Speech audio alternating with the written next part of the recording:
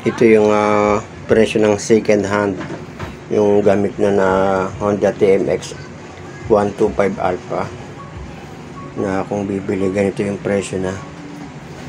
Bali ito, ayan, white plate na siya, nakarestro. Ayan siya at 20,000.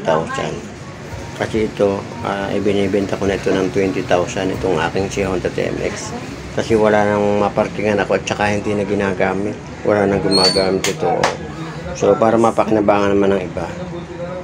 Ayan, si Honda TMX Alpha ay ibinibenta ko ng 20,000. O, ayan, start natin. One click pa rin si Honda TMX Alpha. Nasa kondisyon kasi ito. Hindi naman ako nagbebenta ng wala sa kondisyon. Kinakailangan mapakinabangan para yung bibili wala ng problema.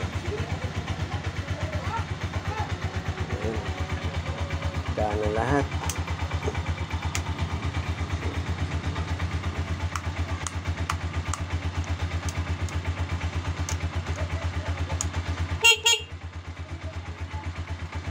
Walang problema.